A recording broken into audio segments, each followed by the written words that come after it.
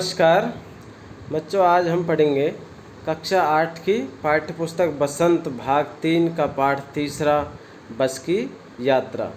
इसके लेखक है हरिशंकर परसाई। इनका जीवन परिचय इस प्रकार है। हरिशंकर परसाई हिंदी के एक प्रसिद्ध लेखक और व्यंग्यकार हुए हैं। उनका जन्म जमानी, होशंगाबाद, मध्य प्रदेश में हुआ था। वे हिंदी के पहले रचनाकार हैं जिन्होंने व्यंग्य को विधा का दर्जा दिलाया और उसे हल्के फुल्के मनोरंजन की परंपरागत परिधि से उबार कर समाज के व्यापक प्रश्नों से जोड़ा। इनका जन्म 22 अगस्त 1924 को होशंगाबाद में हुआ था तथा इनकी मृत्यु 10 अगस्त 1995 ईस्वी में जबलपुर में हुई थी। पाठ का नाम बस की यात्रा। तो बच्चों, आपने भी कभी अपने जीवन में बस की यात्रा की होगी और उसकी यादें आपके याददाश्त में कुछ खट्टी और मीठी हो सकती है।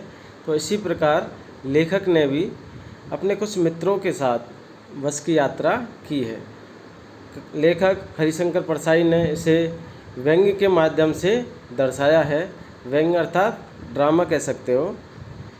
बस की यात्रा पाठ एक व्यंग्यात्मक यात्रा वृत्तांत है जिसे लिखा है किसने? हरिशंकर परसाई जी ने। यह लेखक ने उन प्राइवेट बस कंपनियों पर व्यंग्य किया है जो ज़्यादा मुनाफा के लिए यात्रियों की जान माल के साथ क्या करती है? खिलवाड़ करती है। यानी पुरानी बसों को ही ढोते रहते हैं और ज़्यादा मुनाफा कमाते रहते हैं, लेकिन यात्रियों की जान माल की सुरक्षा की कोई गारंटी उन बसों में नहीं रहती है। तो बच्चों, आओ लेखक की एक बस की यात्रा को हम आज पढ़ेंगे जिसमें लेखक ने व्यंग्य किया है प्राइवेट बस कंपनियों के ऊपर। तो आओ बच्चों पढ़ते हैं। हम 5 मित्रों ने तय किया कि शाम 4 बजे की बस से चले। यानी लेखक ने अपने मित्रों के साथ 5 मित्रों के साथ अपने सहित 5 मित्रों के साथ शाम 4 बजे की बस से चले।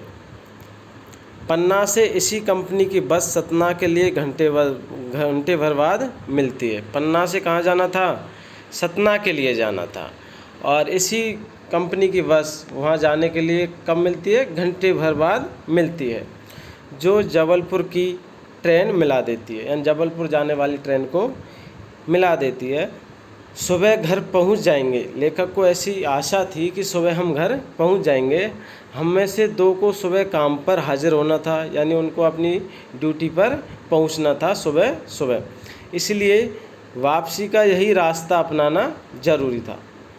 लेखक को आते वक्त भी इसीलिए वापसी में भी यही रास्ता अपनाना ज़रूरी था। लोगों ने सलाह दी कि समझदार आदमी इस शाम वाली बस से सफ़र नहीं करते। कुछ लोगों ने, समझदार लोगों ने उसको सलाह दी कि जो समझदार आदमी होता है वह शाम वाली बस से सफ़र नहीं करता। क्यों? क्योंकि यदि वह रास्ते में ख़राब हो जाए तो ठहरने की कोई व्यवस्था नहीं होती, बहुत ज़्यादा परेशानियों का सामना करना पड़ता है। क्या रास्ते में डाकू मिलते हैं? नहीं, बस डाकिन है। लेखक ने व्यंग्य किया, उसके साथियों ने व्यंग्य किया। बस को देखा तो श्रद्धा उमड़ पड़ी। लेखक ने उस बस को देखा तो लेखक के मन में क्या उमड़ पड़ी? श्रद्धा उमड़ पड़ी। खूब वयोवृद्ध थी, यानी बस क्या थी? बहुत ही ज़्यादा पुरानी थी। सदियों के अनुभव के निशान लिए हुए थी। लोग इसलिए इससे सफ़र नहीं करना चाहते कि वृद्धावस्था में से कष्ट ना हो। लोग इसमें इसलिए सफ़र कम करते थे कि यह पुरानी बस है और इसको ज़्यादा लोगों के बैठने से हो सकती है। यह बस पूजा के योग्य थी। बस क्या थी? पूजा के योग्य, क्योंकि वह बहुत वृद्ध थी और वृद्ध व्यक्तियों की, चाहे वो कोई भी बुजुर्ग व्यक्ति हो, हम उसकी क्या करते हैं? पूजा करते हैं। वैसे ही लेखक ने व्यंग्य किया है बस के लिए कि वह बहुत वृद्ध थी और वह क्या थी? पूजा के योग्य थी। उस पर सवार कैसे हुआ जा सकता है? आगे, बस कंपनी के एक हिस्सेदार भी उसी बस से जा रहे थे। जो वह बस कंपनी थी उसका एक पार्टनर था, हिस्सेदार था, वह भी उस बस से उन्हीं के साथ जा रहा था। हमने उनसे पूछा, यह बस चलती भी है? तो वह बोले, चलती क्यों नहीं है जी, अभी चलेगी। हमने कहा, वही तो हम देखना चाहते हैं, अपने आप चलती है। हाँ जी, और कैसे चलेगी, हिस्सेदार ने कहा। गजब हो गया, ऐसी बस अपने आप चलती है। हम आगा पीछा करने लगे। हमने आगे पीछे देखा। डॉक्टर मित्र ने कहा, डरो मत, चलो, बस अनुभवी है। बस क्या है? अनुभवी। अनुभवी कौन होता है? जो पुराना आदमी होता है। तो बस भी क्या थी? पुरानी थी। तो वह अनुभवी कहा है। नई नवेली बसों से ज़्यादा क्या है? विश्वसनीय है, यानी विश्वास के पात्र है। विश्वास है कि यह बस हमें अपने गंतव्य स्थान पर समय से पहुंचा देगी। हमें बेटों की तरह प्यार से गोद में लेकर चलेगी, यानी हमें एक माँ की तरह, या माँ अपने बेटों की तरह जिस तरीके से प्यार से गोद में ले जाती है, वैसे ही ये बस भी हमें सही सलामत अपने स्थान पर पहुंचा देगी, गंतव्य स्थान पर पहुंचा देगी। हम बैठ गए। जो छोड़ने आए थे वे इस तरह देख रहे थे जैसे अंतिम विदा दे रहे हैं। क्या दे रहे हैं? अंतिम विदा। उनकी आंखें कह रही थी कि आना जाना तो लगा ही रहता है, आया है सो जाएगा राजा रंक फकीर। लेखक उनकी आंखों से पहचान रहा है कि ये हमें क्या देने आए? अंतिम विदाई। क्यों? कि जिस बस से हम सफ़र करने जा रहे हैं वह बस कैसी है?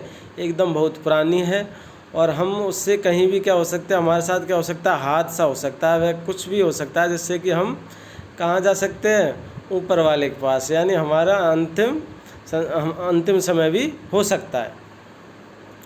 आदमी को कूच करने के लिए एक निमित्त चाहिए। निमित्त यानी कारण चाहिए, साधन चाहिए। कूच करने के लिए यानी प्रस्थान करने के लिए। इंजन सचमुच स्टार्ट हो गया, ऐसा जैसे सारी बस ही इंजन है। यानी बस के चलने पर बस इतनी तेज़ी से काँप रही थी, हिल रही थी, कि जैसे कि सारी बस ही क्या हो? इंजन हो, और हम इंजन के भीतर बैठे हैं। कांच बहुत कम बचे थे, जो बचे थे उनसे हमें बचना था। लेखक ने गाड़ी के शीशे कांचों पर व्यंग्य किया है कि वे क्या थे? टूटे हुए थे और बहुत कम थे। यदि हम उसके पास बैठते तो हमारा हाथ भी उससे कट सकता है, इसलिए हमें उनसे भी क्या करना है? बचना है। हम फौरन खिड़की से दूर सरक गए। इंजन चल रहा था। इंजन चल रहा था। हमें लग रहा था कि हमारी सीट के नीचे क्या है? इंजन है, क्योंकि जब इंजन चल रहा था तो बस इस तरीके से हिल रही थी कि जो इंजन है वो क्या है? हमारी बस की सीट के नीचे ही है। आगे बस सचमुच चल पड़ी, और हमें लगा कि यह गांधी जी के असहयोग और सविनय अवज्ञा आंदोलन के वक्त अवश्य जवान रही होगी। यानी जब गांधी जी का असहयोग आंदोलन और सविनय अवज्ञा आंदोलन चल रहा था तो उस समय यह बस क्या थी? नई होगी, जवान होगी। उसे ट्रेनिंग मिल चुकी थी, हर हिस्सा दूसरे से असहयोग कर रहा था। यानी जो बस के पुर्जे थे, प्रत्येक हिस्सा था बस का, आगे पीछे का, दाएं बाएं का, वो एक दूसरे का क्या कर रहा था? असहयोग कर रहा था, यानी सहयोग से नहीं चल रहा था। पूरी बस सविनय अवज्ञा आंदोलन के दौर से गुजर रही थी। यानी पूरी बस के जो पुर्जे हैं, कल पुर्जे, वे एक दूसरे का सहयोग नहीं कर रहे थे, एक दूसरे की क्या कर रहे थे? अवज्ञा कर रहे थे, जिससे लग रहा था कि पूरी बस सविनय अवज्ञा आंदोलन के दौर से गुजर रही है। सीट का बॉडी से असहयोग चल रहा था। सीट कहीं भाग रही थी और बस की बॉडी कहीं भाग रही थी। दोनों में क्या था? असहयोग था। कभी लगता सीट बॉडी को छोड़कर आगे निकल गई है, और कभी लगता कि सीट को छोड़कर बॉडी आगे भागी जा रही है। 8-10 मील चलने पर सारे भेदभाव मिट गए, यानी सब कुछ पता चल गया। यही समझ में नहीं आता था कि सीट पर हम बैठे हैं या सीट हम पर बैठी है। एकाएक बस रुक गई। अचानक बस रुक गई। मालूम हुआ कि पेट्रोल की टंकी में क्या हो गया है? छेद हो गया है। ड्राइवर ने बाल्टी में पेट्रोल निकालकर उसे बगल में रखा और नली डालकर इंजन में भेजने लगा। अब मैं उम्मीद कर रहा था, लेखक हरिशंकर परसाई उम्मीद कर रहा था कि थोड़ी देर बाद बस कंपनी के हिस्सेदार इंजन को निकालकर गोदी में रख लेंगे, उसे नली से पेट्रोल पिलाएंगे, जैसे माँ बच्चे के मुंह में दूध की शीशी लगाती है। वैसे ही क्या करेंगे हिस्सेदार कंपनी के? इंजन को निकालकर उसे नली से पेट्रोल पिलाएंगे। बस की रफ्तार अब 15-20 मील हो गई थी, 15-20 मील प्रति किलोमीटर हो गई थी। मुझे उसके किसी हिस्से पर भरोसा नहीं था, यानी लेखक को उसके बस के किसी भी हिस्से पर भरोसा नहीं था। ब्रेक फेल हो सकता है, स्टीयरिंग टूट सकता है। प्रकृति के दृश्य बहुत लुभावने थे, यानी चारों तरफ जो प्रकृति थी बहुत ही क्या थी, लुभावनी थी। दोनों तरफ क्या थे, हरे भरे पेड़ थे जिन पर पक्षी बैठे थे। मैंने हर पेड़ को अपना दुश्मन समझ रहा था। क्यों समझ रहे थे दुश्मन? कि कहीं कोई पेड़ के साथ बस की टक्कर ना हो जाए। जो भी सड़क के किनारे जो पेड़ आता था वह लेखक को क्या लगता था, दुश्मन लगता था। जो भी पेड़ आता डर लगता कि इससे बस टकराएगी। वह निकल जाता तो दूसरे पेड़ का इंतज़ार करता। झील दिखती तो सोचता कि कहीं बस गोता लगा जाएगी, कहीं बस इस झील में ना समा जाए, गोता लगा जाए। गोता लगाना है डुबकी लगाना। एकाएक फिर बस रुकी। ड्राइवर ने तरह तरह की तरकीबें की पर वह नहीं चली। सभी ने अवज्ञा आंदोलन शुरू हो गया था, यानी बस की जो बॉडी थी, जो उसके पार्ट थे, वो एक दूसरे का सहयोग नहीं कर रहे थे, वो एक दूसरे की अवज्ञा कर रहे थे।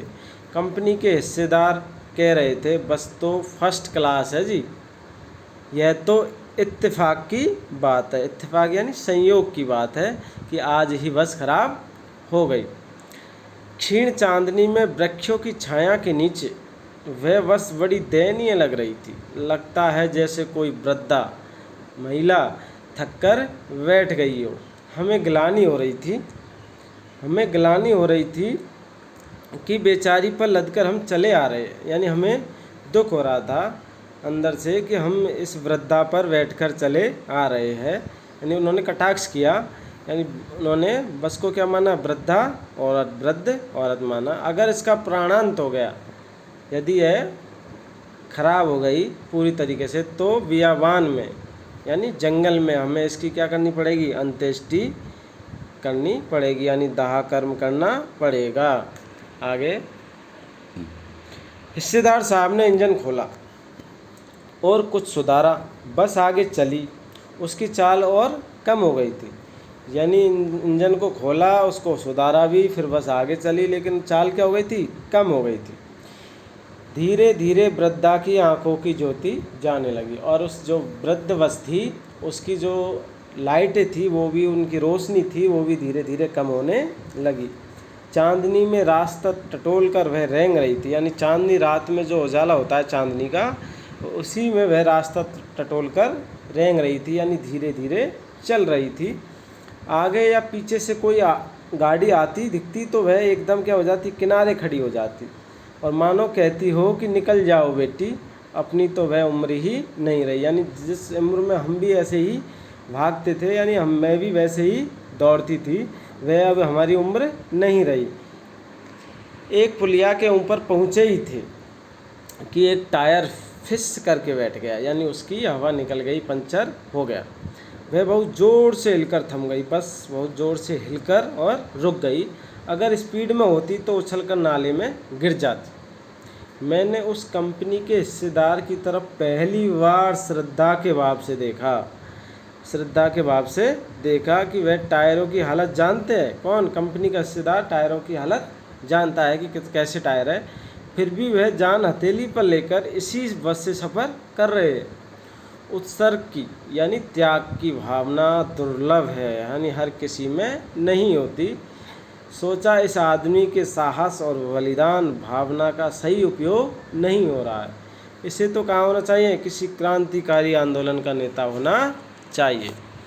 अगर बस नाले में गिर पड़ती और हम सब मर जाते तो देवता वहीं पसारे उसका इंतज़ार करते, कहते वह महान आदमी आ रहा है। कौन? कंपनी का हिस्सेदार, जिसने एक टायर के लिए अपने प्राण दे दिए, मगर मर गया पर टायर नहीं बदला। दूसरा घिसा टायर लगाकर बस फिर चली। अब हमने वक्त पर पन्ना पहुंचने की उम्मीद छोड़ दी थी। लेखक ने और उसके दोस्तों ने समय पर पन्ना पहुंचने की उम्मीद छोड़ दी थी।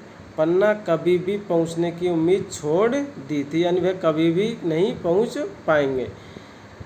पन्ना क्या, कहीं भी कभी भी पहुंचने की उम्मीद छोड़ दी थी। लगता था कि ज़िंदगी इसी बस में गुजारनी है।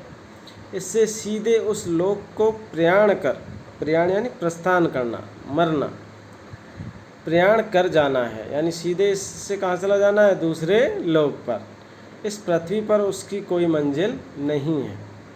हमारी बेताबी यानी बेताबी तनाव खत्म हो गए। बेताबी थी कहाँ की, घर पहुँचने की, पन्ना पहुँचने की। हम बड़े इत्मीनान से घर की तरह बैठ गए। चिंता हमारी जाती रही, हंसी मजाक चालू हो गया। लेखक हरिशंकर परसाई। तो बच्चों, इस पाठ में लेखक हरिशंकर परसाई ने प्राइवेट कंपनियों पर व्यंग्य किया है कि वह पुरानी बसों को लंबे समय तक खींचते रहते, यानी चलाते रहते हैं कि जिससे ज़्यादा मुनाफा कमाया जा सके, लेकिन वह यात्रियों की जान माल के साथ खिलवाड़ करते रहते हैं, उनकी सुरक्षा पर कोई ध्यान नहीं देते। बच्चों, यह पाठ आपको पसंद आया होगा। इस पाठ के वीडियो को आप लाइक कीजिए, शेयर कीजिए और मेरे चैनल को सब्सक्राइब कीजिए। धन्यवाद।